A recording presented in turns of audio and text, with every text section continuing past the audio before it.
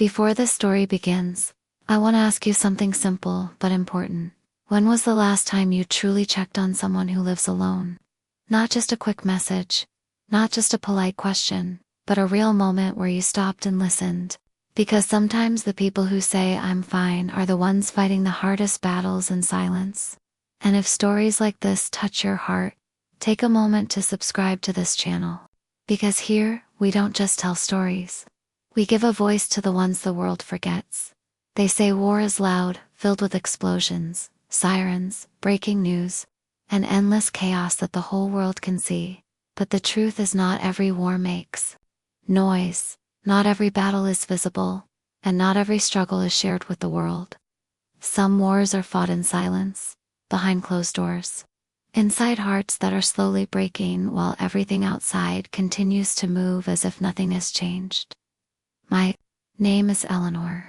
I am 65 years old, and while the world was watching a war unfold on television, I was fighting my own battle, a quiet, exhausting war that no one could see. A war that didn't destroy buildings or cities, but slowly destroyed something far more fragile: the sense of belonging, the feeling of being needed, the simple comfort of not being alone. I have lived in this house on Maple Street for more than 40 years.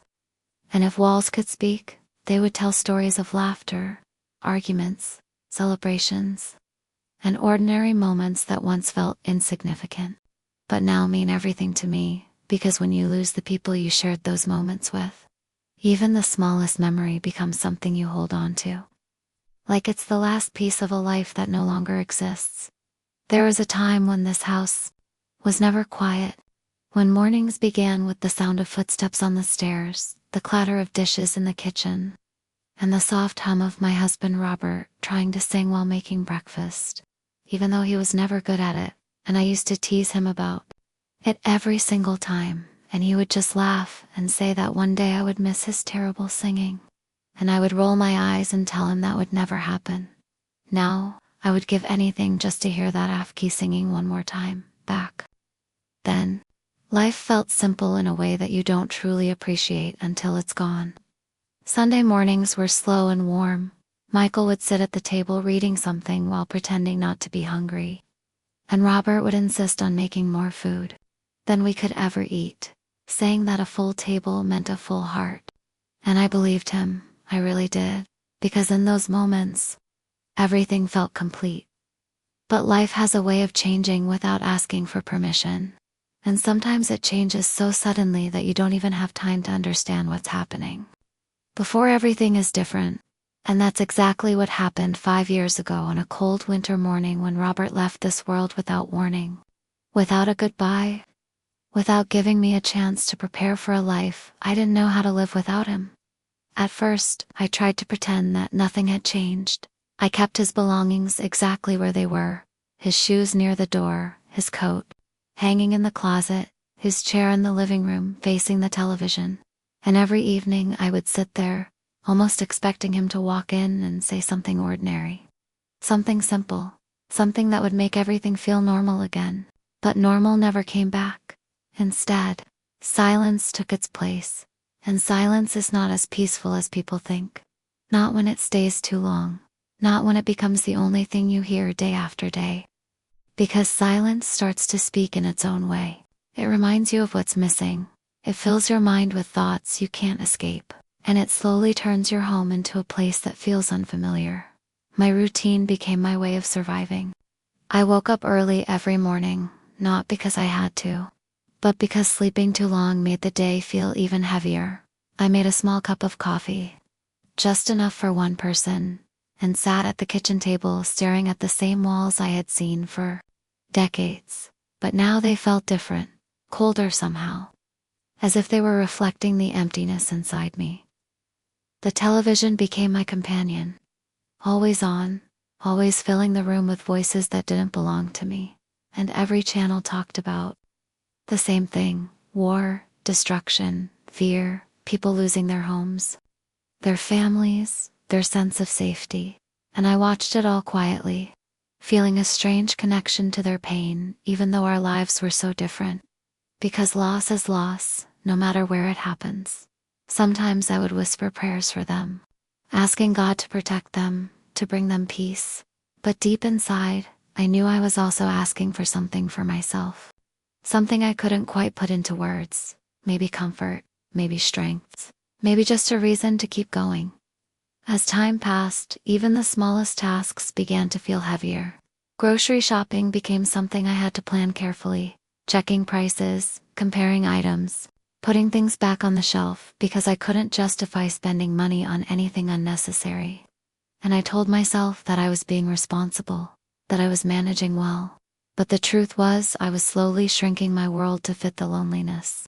I felt there were days when I didn't step outside at all, days when I didn't speak to anyone, days when the only sound in the house was the ticking of the clock on the wall. And that sound became louder over time, almost unbearable, like it was counting every second of a life that felt like it was slipping away. At night, everything felt worse. Darkness has a way of bringing your thoughts closer, making them louder, harder to ignore, and I would sit at the dining table looking at the empty chair across from me. Robert's chair, still untouched, still waiting. And I wondered if letting it go would make things easier, or if it would just make everything feel even more real.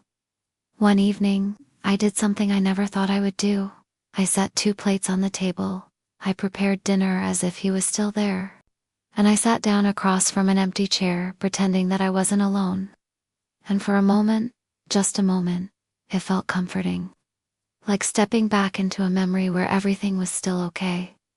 But reality has a way of breaking through even the strongest illusions. And as I sat there staring at that empty chair, I realized that I couldn't keep living in the past. But I also didn't know how to move forward. Days turned into weeks, and weeks turned into something I stopped counting. Because when every day feels the same, time loses its meaning. It becomes something you endure rather than something you live. Then came the day that changed everything. A simple moment that could have happened to anyone. But for me, it became a turning point. I stood up from my chair and suddenly lost my balance. My body felt weak, unfamiliar, and before I could react, I fell hard onto the floor. The impact sending pain through my body in a way I had never felt before. I tried to get up, but I couldn't. My strength wasn't what it used to be, and for the first time in my life, I truly understood what it meant to be vulnerable. To be completely alone in a moment when you need someone the most. The phone was out of reach, and I had to crawl across the floor slowly, painfully, every movement taking effort, every second stretching longer than it should. And in that moment, I wasn't just afraid of the pain. I was afraid of what would happen if I couldn't reach help. If I stayed there alone with no one knowing. When I finally reached the phone and called my son Michael, I didn't tell him everything. I didn't want to worry him. I didn't want to become a burden. So I told him I just wanted to hear his voice. And he spoke to me kindly, normally, unaware of what I had just gone through. And I realized how easy it is to hide pain when no one can see it. That night, I lay in bed unable to sleep, thinking about everything. About how fragile life had become. About how quickly things could go wrong. And I whispered into the darkness that I didn't know how much longer I could keep living like this. The days after that felt heavier than ever. I started to withdraw even more, skipping meals, ignoring calls, avoiding anything that reminded me of the life I used to have. And I began to feel like I was disappearing, like I was slowly fading from a world that no longer needed me. And then, in the middle of that darkness, something unexpected happened. My phone rang late one night, and it was my grandson Tyler, his voice shaking, telling me he was scared. And in that moment, everything inside me shifted. I forgot about my own fear, my own pain, and I focused on him.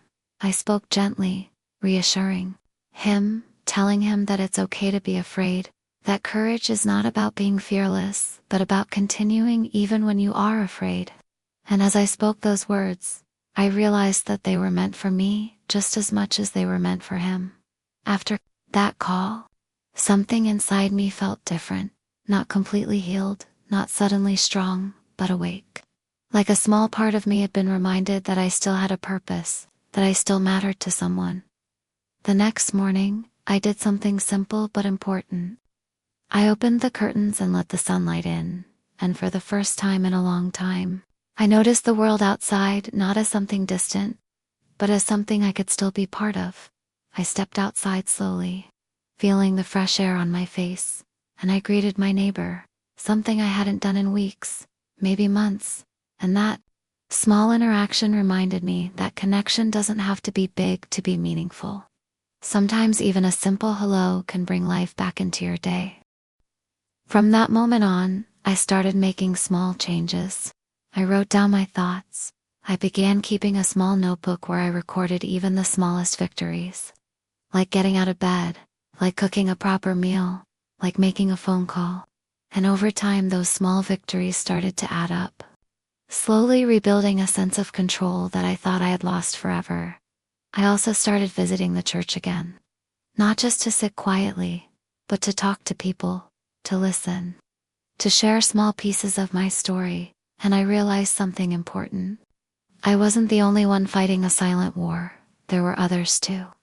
People smiling on the outside while carrying heavy burdens inside, and for the first time, I didn't feel completely alone in my struggle.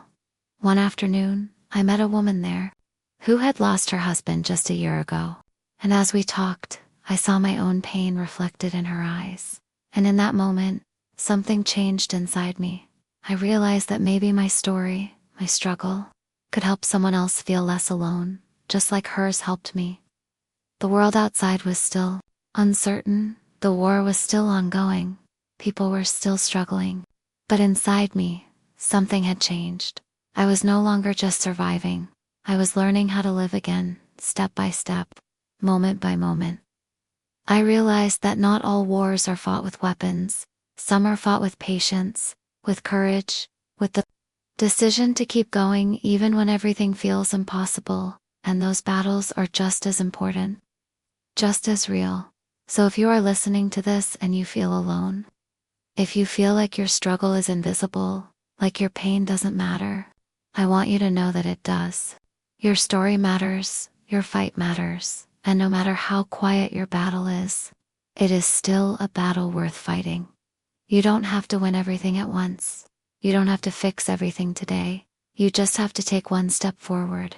One small action that reminds you that you are still here, still strong, still capable of finding light even in the darkest moments.